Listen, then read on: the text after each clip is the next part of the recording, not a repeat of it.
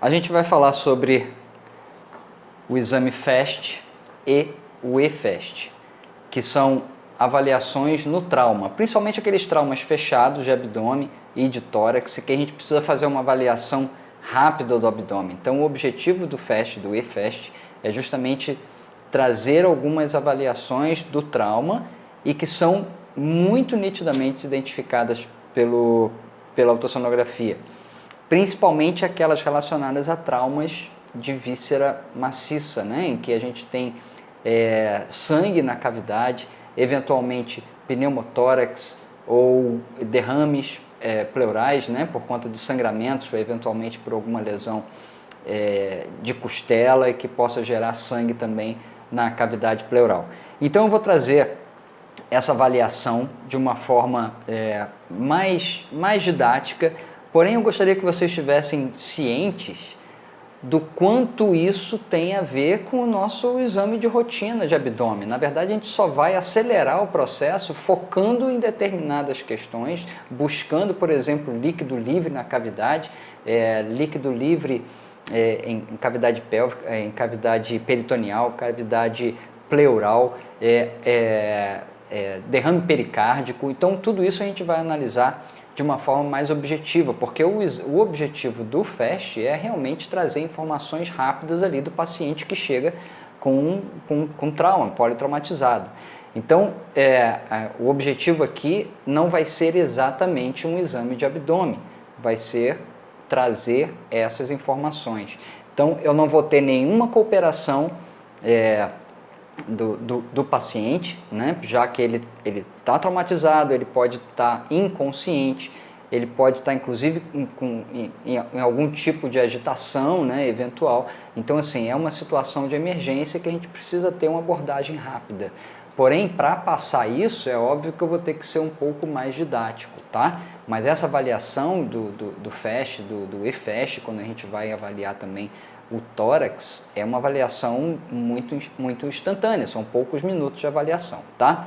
Então vamos lá, a primeira região que a gente analisa para buscar líquidos livres, né? A gente tem que buscar principalmente essa questão da hemorragia, então a gente vai buscar líquido livre e existem vários pontos que a gente vai falar em que a gente vai procurar isso, não só na cavidade abdominal, mas também no pericárdio, que é exatamente essa primeira região que a gente analisa aqui, tá? Então, como eu falei, eu não vou ter nenhuma ajuda, né, do paciente. Mas a primeira forma que você analisa é justamente essa que eu estou aqui, tá? Você deixa o transdutor, um transdutor convexo, tá? Com uma frequência, que eu estou usando aqui uma frequência de 4 MHz, mas poderia ser uma frequência de 3 MHz também, tá? Ou, eventualmente, o que você tiver disponível. É possível até usar o transdutor linear para facilitar um pouco mais, principalmente quando a gente for fazer avaliação de tórax, mas vamos ficar exclusivamente com o transdutor convexo, porque eu considero também uma forma de ganhar tempo, tá? Então, é possível fazer a análise toda com o transdutor convexo nessas frequências aí de 3, 4 MHz, tá? Então, o primeiro posicionamento é na linha média, na região epigástrica, olhando um pouquinho para cima. Quando eu digo olhando, tá? É uma forma que eu tenho de dizer da questão de como obliquar o transdutor, né? Então, se eu vou olhar para a esquerda, eu vou obliquar meu transdutor para a esquerda. Se eu vou olhar para a direita, eu vou obliquar meu transdutor para a direita. Ou se eu vou olhar para cima, é esse movimento, tá? Então, olha, quando a gente encosta aqui, o que fica mais óbvio na tela é o fígado, certo? Tá ele aqui, ó, ok? Então, o que a gente pode nessa região já começar a avaliar? São lâminas de líquido que podem estar junto do bordo inferior do fígado, pode estar anterior ao fígado ou pode estar mais superficial, mais superior no fígado, junto com a superfície diafragmática, que é essa daqui. E eu já sei que vocês já perceberam, coração aqui movimentando, ok? Então, o que vai acontecer? A gente, nas lesões de vísceras maciças, em que a gente tem sangramento, muitas vezes a gente percebe esses líquidos ao redor desses órgãos, tá? E nessa região aqui, como eu disse, porção inferior, porção anterior, porção superior, a gente pode encontrar esse líquido. Como diferenciar um líquido de dentro da cavidade peritoneal para um líquido que está ao redor do coração, na cavidade do pericárdio, tá? O que vai diferenciar é justamente o diafragma, tá? Quando você tem um líquido livre no peritônio, nessa região, ele vai contornar inferiormente o diafragma, entre o diafragma e a superfície hepática. Quando você tem um líquido na cavidade pericárdica, já é o inverso. Ele vai contornar o coração e vai estar acima do diafragma. Então, por isso que é importante fazer essa varredura para a gente identificar essas lâminas de líquido e fazer a varredura transversal também. Ó. Só que aqui eu vou ter que inclinar ainda mais. Olha aqui, ó. Quando há derrame pericárdico, você consegue perceber o diafragma e você consegue inclusive acompanhar esse líquido ao redor do coração, tanto para o lado esquerdo, aqui, quanto para o lado direito. Ele mantém uma certa homogeneidade da espessura dessa coluna de líquido.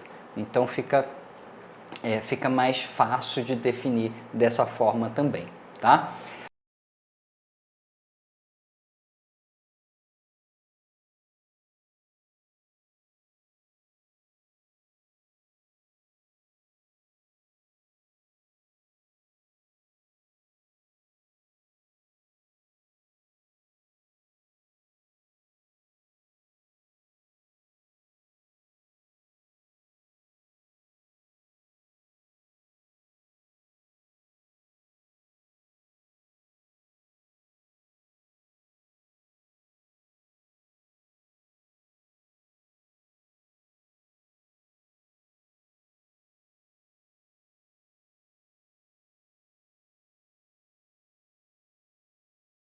A outra posição, aí você avalia essa região epigástrica e já define se há líquido aqui ou não.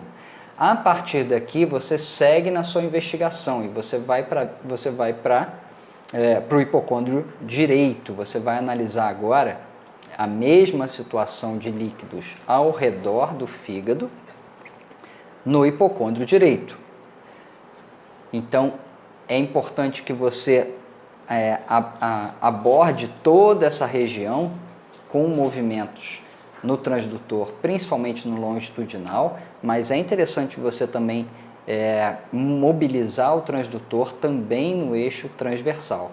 Mas com o eixo longitudinal a gente já consegue perceber muita coisa. Primeiro, é importante analisar todo o bordo inferior do fígado, tá? E lembrando, você não tem ajuda do paciente para inspirar, então você vai ter que catar a janela. E essas janelas vão estar intercostais, então eventualmente você não vai conseguir uma boa janela exatamente no longitudinal, mas nada te impede de virar e colocar entre os espaços intercostais, tá? Nada diferente daquela abordagem do abdômen, tá? Percebe isso? Na verdade eu estou só direcionando a minha atenção, mas a investigação dos órgãos continua sendo a mesma. Então, ó, analiso todo o bordo inferior do fígado. Por quê? Porque se tiver líquido na cavidade peritoneal com volume pequeno, é muito comum a gente perceber só uma laminazinha de líquido aqui ao redor do bordo inferior. Mas é importante que você analise toda a extensão para baixo, inclusive por conta da posição, por conta do líquido tender a ficar mais posterior, né, por conta da posição em decúbito dorsal, é importante que a gente venha cá para baixo procurando essa possível lâmina de líquido. E aí a gente cai numa outra investigação de uma região também bem comum de encontrar líquido livre, que é no espaço de Morrison, né, o espaço entre o fígado e o rim, né, um espaço hepatorrenal, quando o líquido ele se insinua pelo espaço de Morrison. Então, aqui também é uma região em que a gente vai ter que procurar essas lâminas de líquido, ok? Então, não só no bordo inferior, mas também no espaço de Morrison, entre o fígado e o rim. E ó, Perceba que eu faço sempre esse movimento para um lado e para o outro. Eu encontro um espaço, uma janela, né? Eu encontro uma janela acústica, encontro um espaço adequado para que eu tenha acesso a essa região e aqui eu exploro esse espaço. Já que eu encontrei um espaço bom aqui para passar o som, eu vou explorar essa região o máximo que eu puder, jogo para cima, jogo para baixo, tá? E aí, a gente analisando essa região, não tem líquido aqui, beleza? Vamos analisar agora, junto com essa investigação, toda a superfície superior do fígado, né? Entre o diafragma e a superfície do fígado. Da mesma forma, a gente vai procurar a janela, aonde for possível, para que a gente consiga perceber essa região. Então, muitas vezes fica muito lá para cima, né? Principalmente se tiver uma restrição de expansibilidade do pulmão, o fígado costuma subir mais ainda. Então, realmente você vai ter que procurar esse dente aqui, ó. Esse dente aqui é do pulmão, ó. Perceba que tem um movimento da respiração, certo? Então, é justamente no seio costofrênico, que é essa região, em que você vai procurar alguns líquidos, não só na cavidade abdominal, mas também na cavidade pleural, ok? Então aqui, ó, esse é o aspecto normal. Vou aumentar aqui, vou exagerar um pouquinho, reduzindo a profundidade aqui, ó, mais para a gente perceber, olha só, tá? Então, quando há líquido aqui, esse pulmão ele não assume esse padrão. Ele fica meio que solto com aquela imagem anecoica nessa região.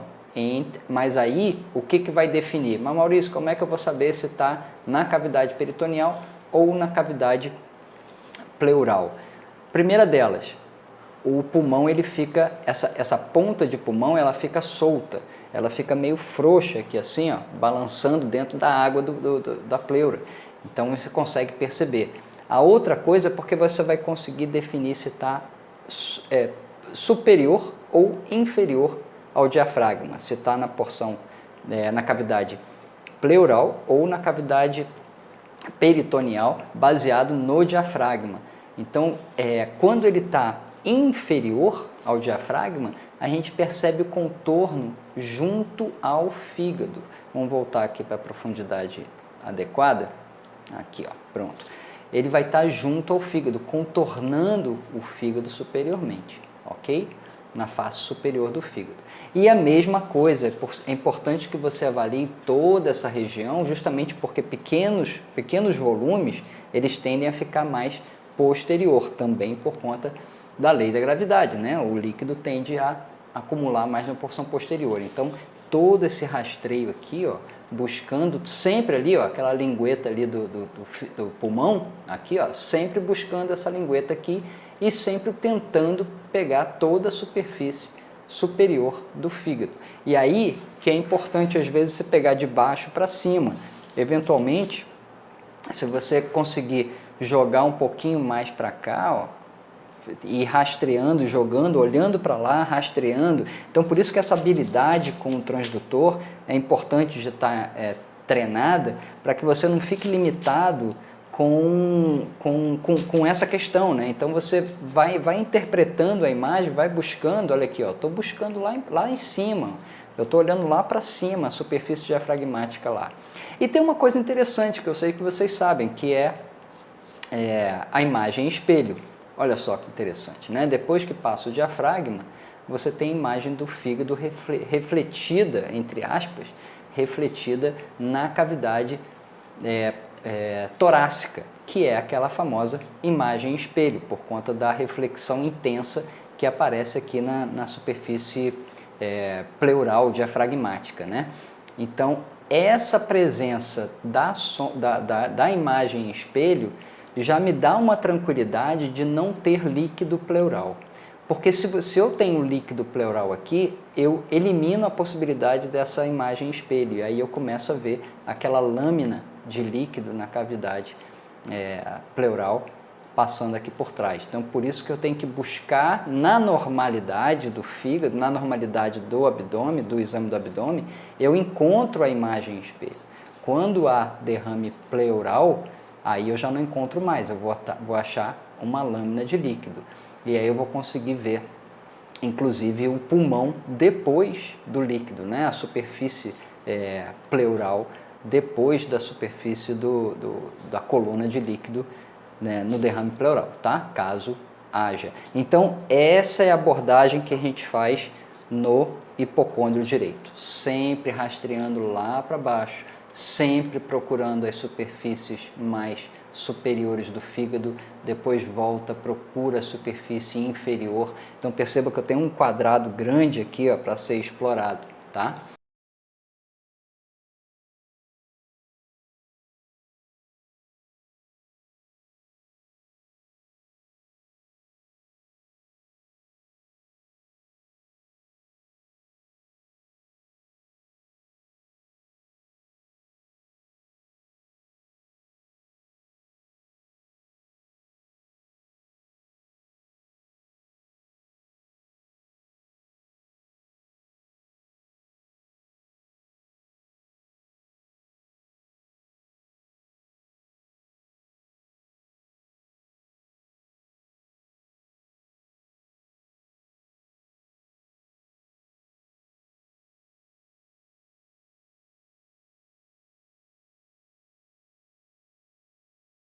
E a mesma coisa, o raciocínio é exatamente o mesmo quando você vai para o hipocôndrio esquerdo, porque também você vai precisar procurar líquido no hipocôndrio esquerdo e no hemitórax esquerdo da mesma forma. Então aqui, ó, eu vou fazer o mesmo rastreio, ok? O mesmo rastreio naquela mesma área, aquele quadrado grande que eu tenho aqui, e procurar a mesma coisa. Vamos diminuir a profundidade. A mesma coisa, vou procurar líquido junto ao bordo inferior do baço, vou procurar líquido junto ao bordo superior do baço, assim como líquido aqui, ó. Aqui está o pulmão no seio costofrênico. Aqui, ó. Vamos deixar parado aqui, ó. Aqui, ó, pulmão ali, certo? Essa aqui é a reflexão da superfície pleural, justamente por conta daquela intensidade de reflexão por conta do ar, tá? Do ar do pulmão. Então esse é o aspecto normal. E a mesma coisa, a gente também tem imagem em espelho no baço, tá? Pode ser um pouco mais difícil de representar. Vou só diminuir um pouquinho o TGC aqui.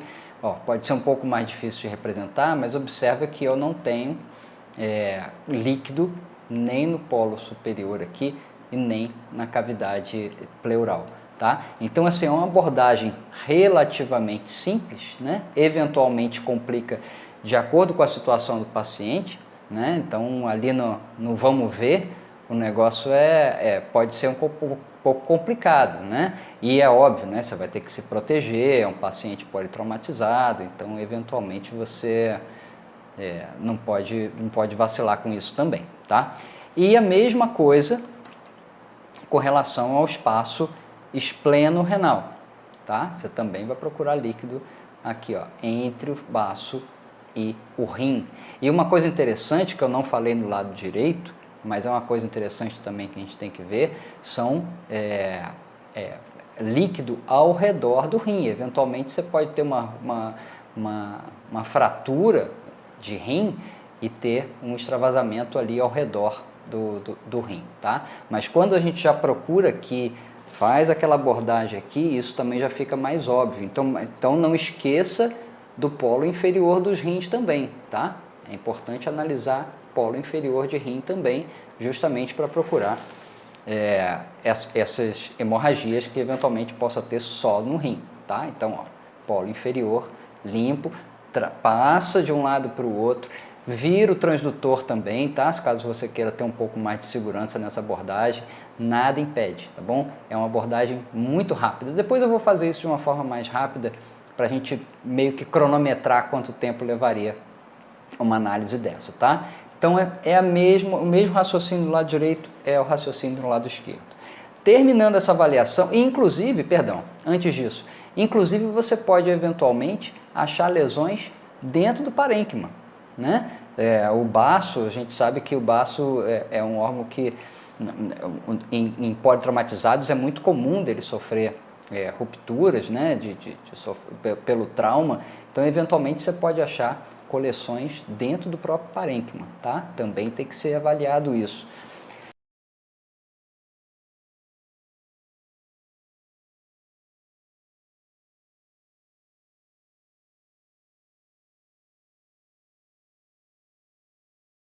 Então vamos lá, seguindo aqui, né? Começamos no epigastro, lado direito, lado esquerdo. O próximo local a ser examinado com atenção é a pelve. E da mesma forma a gente vai procurar líquido livre. Como é que a gente avalia líquido livre nessa região?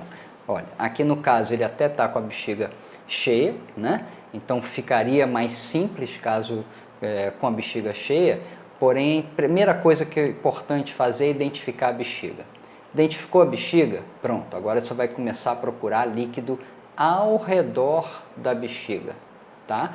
Você vai ter que diferenciar o que é conteúdo líquido da cavidade da bexiga e se eventualmente tem conteúdo líquido para fora. Então a primeira coisa que eu tenho que fazer é identificar a bexiga, tá?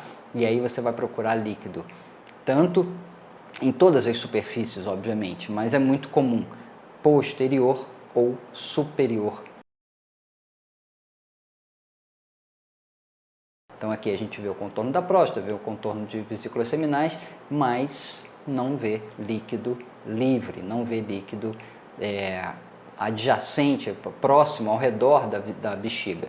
E a mesma coisa, tá? Sempre analisa no eixo longitudinal, como esse que está aqui agora, mas também no eixo transversal. Nesse caso de investigar líquido, não é legal deixar tão ampliada a imagem, é importante que você tenha uma visão mais geral, sabe?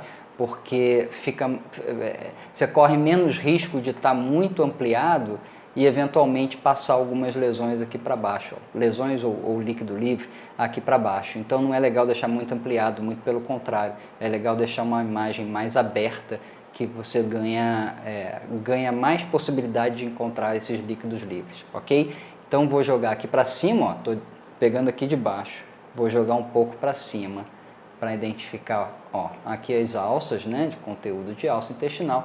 E a partir daqui, depois de analisado isso, eu vou ter que jogar para a direita, né? Posso começar para qualquer lado, mas é interessante você manter uma rotina. Então eu vou jogar para a direita da mesma forma, procurando o líquido livre. E o que acontece com o líquido livre nessas regiões? Eles ficam ao redor das alças intestinais. Eventualmente fica mais complicado quando você tem um líquido mais fluido, né? De menos conteúdo intestinal, e eventualmente você vê líquido dentro da alça.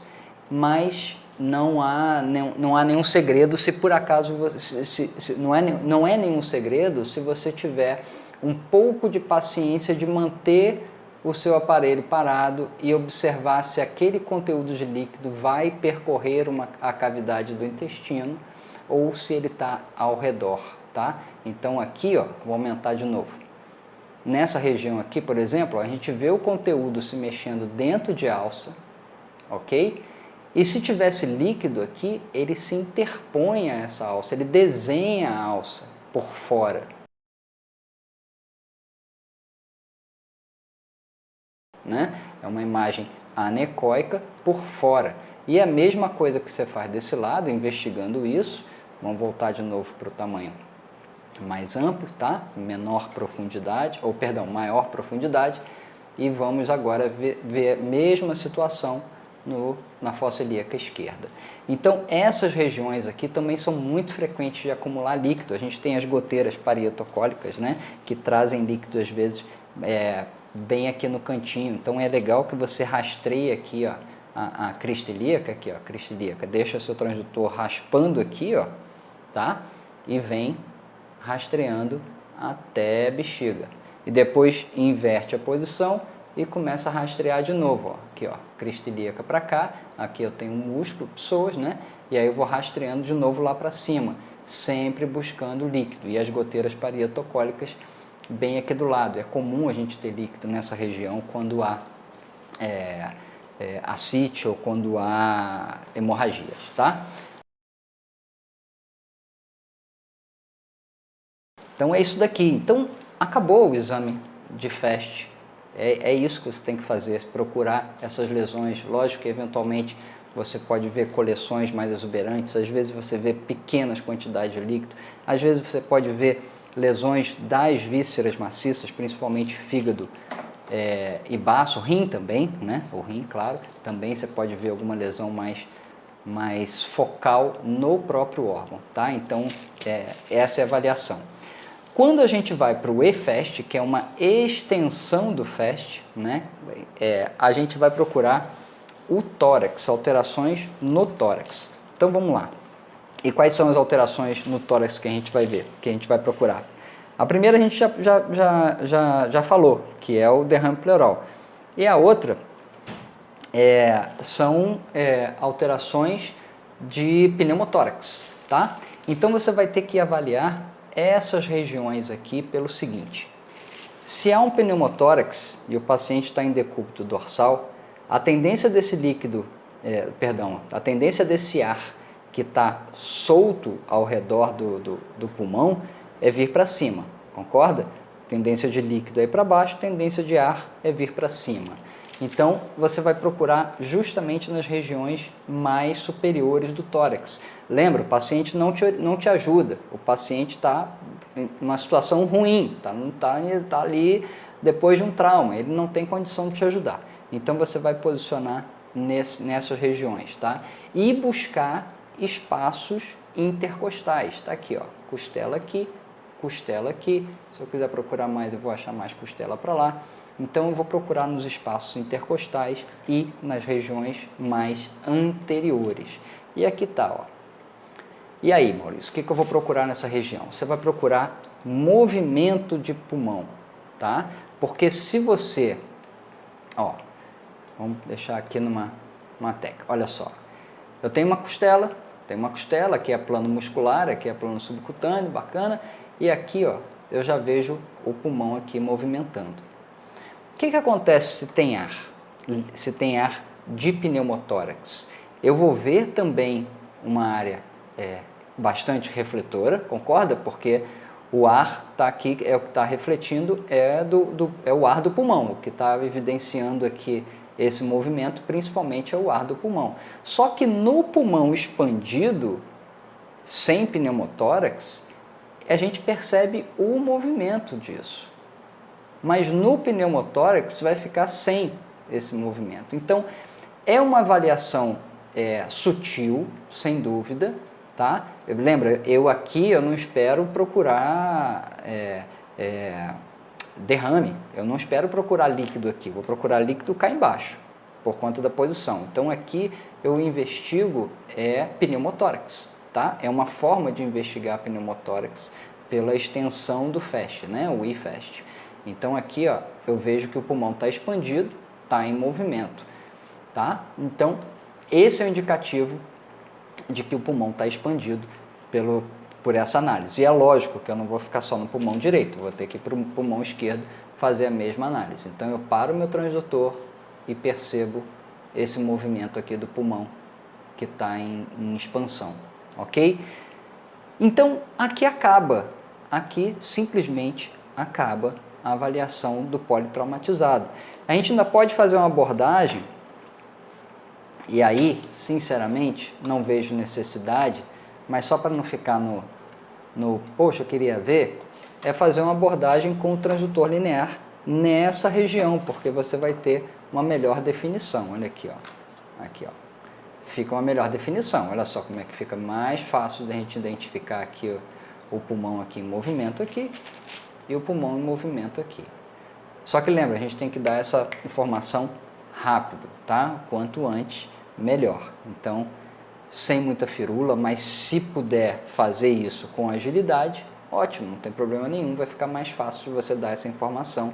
E com o transdutor de frequências mais altas, né, a gente consegue melhores definições. Então, aqui me dá uma certa segurança a mais, sem dúvida também, tá bom?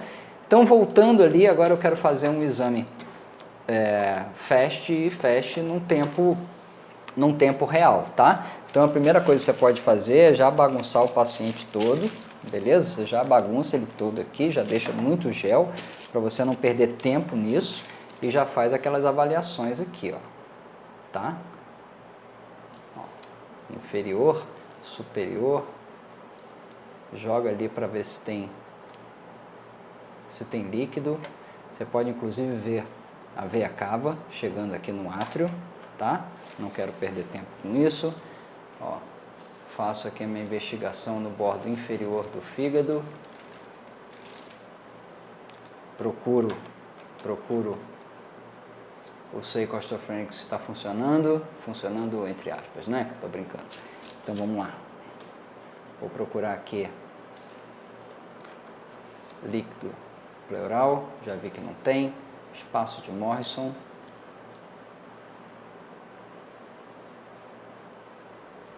Polo inferior.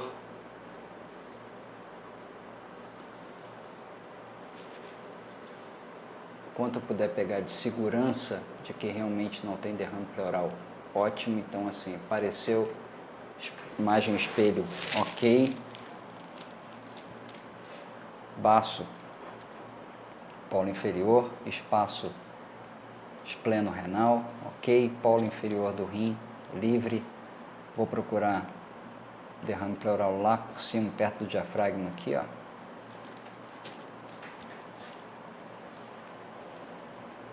Numa situação dessa eu estaria em pé, viu? Mas para não estragar a filmagem eu vou manter aqui, ó. Ó, que eu sei costofrênico aqui, pulmão, não tem líquido. Então vamos ver aqui para baixo. Dá uma vasculhada aqui, vou diminuir aqui, ganho, TGC. Dou uma vasculhada na bexiga.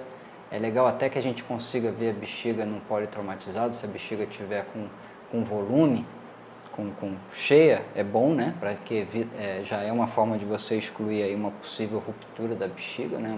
Uma explosão de bexiga. Aqui eu vou procurar líquido aqui entre alças, aquela paciênciazinha de procurar aqui no cantinho, aqui no lado esquerdo, mesma coisa.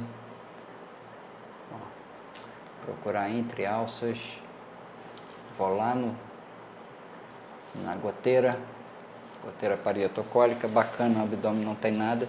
Venho aqui, procuro o movimento do pulmão.